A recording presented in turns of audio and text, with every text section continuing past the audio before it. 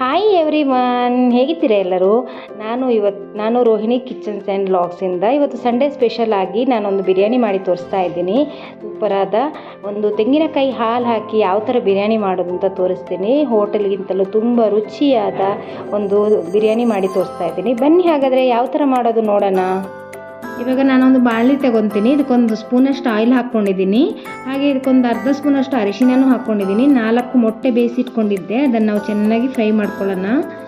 ಒಂದು ಅರ್ಧ ಸ್ಪೂನಷ್ಟು ಉಪ್ಪು ಹಾಕ್ಕೊಂಡಿದ್ದೀನಿ. ಇದಕ್ಕೆ ಕೆಂಪಗಾಗಬೇಕು, ಚೆನ್ನಾಗಿ ಫ್ರೈ ಆಗಬೇಕು. ಹಾಗಿದೆ ಸಾಕು. ಇವಾಗ ಸೈಡ್ ಇಟ್ಕೊತೀನಿ. ಇವಾಗ ನಾನೊಂದು ಕುಕ್ಕರ್ ತಗೊಂಡಿದ್ದೀನಿ. ಇದಕ್ಕೆ ನಾನು 1 ಕಪ್ಪಷ್ಟು ತುಪ್ಪ ಹಾಕ್ಕೋತೀನಿ. ಹಾಗೆ ಒಂದು ಅರ್ಧ ಕಪ್ಪಷ್ಟು ಆಯಿಲ್ ಹಾಕ್ಕೋತೀನಿ. ಇದಕ್ಕೆ ಸ್ವಲ್ಪ ಚಕ್ಕೆ, ಲವಂಗ ಮತ್ತು ಏಲಕ್ಕಿ, ಮೊಗ್ಗು ಹೂವು ಯಾವ ಥರ ಹಾಕೋಬೋದು. ನಾನು ಇರೋದನ್ನು ಹಾಕ್ಕೊಂಡಿದ್ದೀನಿ. ಆನಂತರ ನಾನು ಬೆಳ್ಳುಳ್ಳಿ ಜಜ್ಜಿಟ್ಕೊಂಡಿದ್ದೀನಿ, ಸಿಪ್ಪೆ ತೆಗೆದು ಜಜ್ಜಿಟ್ಕೊಂಡಿದ್ದೀನಿ. ಇದನ್ನು ಹಾಕೋಣ. ಸ್ವಲ್ಪ ಕೆಂಪಗಾಗಲಿ ಅಷ್ಟರಲ್ಲಿ ನಾವು ಶುಂಠಿ ಬೆಳ್ಳುಳ್ಳಿ ಪೇಸ್ಟ್ ಹಾಕೋಣ. ಸ್ವಲ್ಪ ಫ್ರೈ ಆಗಲಿ, ಒಂದು 2 ಮಿನಿಟ್ಸು.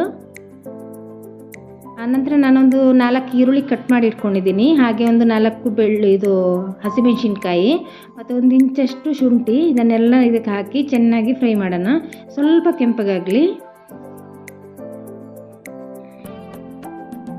ಒಂದು ಉಪ್ಪು ನೋಡ್ಕೊಂಡು ಹಾಕಿ, 1-1.5 ಸ್ಪೂನ್ ಅಷ್ಟು ಹಾಕ್ಕೋತೀನಿ ನಾನು.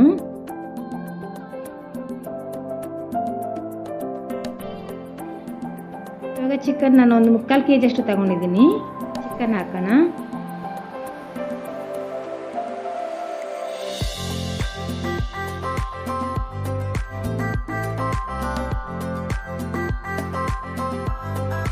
ಚೆನ್ನಾಗಿ ಫ್ರೈ ಆಗಲಿ.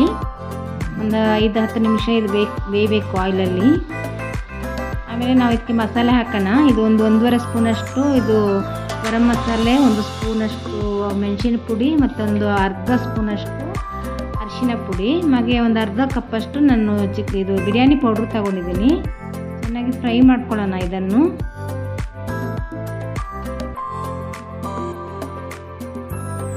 ಹಾಗೆ ಒಂದು ಹಿಡಿಯಷ್ಟು ಇದಕ್ಕೆ ಪುದೀನ ಸೊಪ್ಪು ಹಾಕೋಣ. ಒಂದು ಹಿಡಿಯಷ್ಟು ಕೊತ್ತಂಬರಿ ಸೊಪ್ಪು ಹಾಕೋಣ.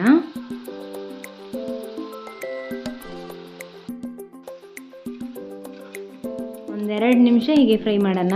ನಾನೊಂದು 4 ಕಪ್ಪಷ್ಟು ರೈಸ್ ತಗೊಂಡಿದ್ದೀನಿ. ಇದು ಬುಲೆಟ್ ರೈಸು. ಇದನ್ನು ತೊಳೆದಿಟ್ಕೊಂಡಿದ್ದೀನಿ ನಾನು ಇದಕ್ಕೆ ಹಾಕ್ಕೊಂಡು ಒಂದು 2 ಮಿನಿಟ್ಸ್ ಅಷ್ಟು ಇದರಲ್ಲಿ ಆಯಿಲಲ್ಲೇ ಫ್ರೈ ಮಾಡ್ಕೊತೀನಿ. ಆವಾಗ ಅಕ್ಕಿ ಎಲ್ಲ ಒಂದಕ್ಕೊಂದು ಅಂಟ್ಕೊಳ್ಳಲ್ಲ. ರೈಸ್ ಅನ್ನನೂ ತುಂಬ ಚೆನ್ನಾಗಿ ಬಿಡಿ ಬಿಡಿಯಾಗಿ ಬರುತ್ತೆ.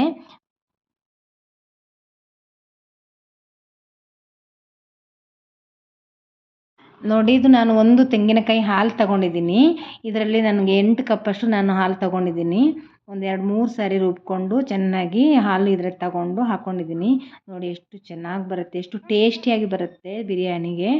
ಹಾಗೆ ನಾನು 1 ನಿಂಬೆಹಣ್ಣಿನ ರಸನೂ ಹಾಕ್ಕೊತೀನಿ ಇದಕ್ಕೆ. ಈ ಥರ ನಾವು ಬಿರಿಯಾನಿ ಮಾಡಿದರೆ ತುಂಬ ಟೇಸ್ಟಿಯಾಗಿ ಬರುತ್ತೆ. ನೋಡಿ, ಎಲ್ಲರೂ ಟ್ರೈ ಮಾಡಿ ಒಮ್ಮೆ ಯಾವ ಥರ ಬಂದಿದೆ ಅಂತ. ಅದಕ್ಕೆ ನಾನು ಈ ಮೊಟ್ಟೆಯನ್ನು ಅದಕ್ಕೆ ಹಾಕ್ಕೊಂಡು ಚೆನ್ನಾಗಿ ಇದಕ್ಕೆ ಮುಚ್ಚಿ ಒಂದು 2 ವಿಸಿಲ್ ಬರೋವರೆಗೂ ನಾನು ಇದನ್ನು ಬೇಯಿಸ್ಕೊತೀನಿ. ಇವಾಗ ರೆಡಿಯಾಗಿದೆ ನೋಡಿ ಬಿರಿಯಾನಿ ಯಾವ ಥರ ಬಂದಿದೆ ಅಂತ. ಸೂಪರಾಗಿ ಬಂದಿದೆ ನೋಡಿ, ಆಗಿದೆ. ಇವಾಗ ತುಂಬ ಚೆನ್ನಾಗಿ ಬಂದಿದೆ. ತೆಂಗಿನಕಾಯಿ ಹಾಲು ಹಾಕಿರೋದ್ರಿಂದ ತುಂಬ ಟೇಸ್ಟಿಯಾಗಿದೆ. ಎಲ್ಲರೂ ಟ್ರೈ ಮಾಡಿ. ಎಲ್ಲರೂ ಲೈಕ್ ಮಾಡಿ ಹಾಗೂ ಸಬ್ಸ್ಕ್ರೈಬ್ ಮಾಡಿ, ಶೇರ್ ಮಾಡಿ, ಹಾಗೆ ಹೇಗಿದೆ ಎಂದು ಕಮೆಂಟ್ ಮಾಡಿ. ವಾವ್ ಅಮ್ಮ, ಸ್ಮೆಲ್ ಎಷ್ಟು ಚೆನ್ನಾಗಿ ಬರ್ತಿದೆ, ಸೂಪರಾಗಿ ಕಾಣಿಸ್ತಾ ಇದೆ. ನೋಡಿ ಎಲ್ಲ ಹೇಗಿದೆ, ಚೆನ್ನಾಗಿದೆಯಾ, ಟೇಸ್ಟ್ ಹೇಗಿದೆ ನೋಡಿ ಹೇಳ್ತೀರಾ? ಚೆನ್ನಾಗಿದೆಯಾ? ಸೂಪರ್.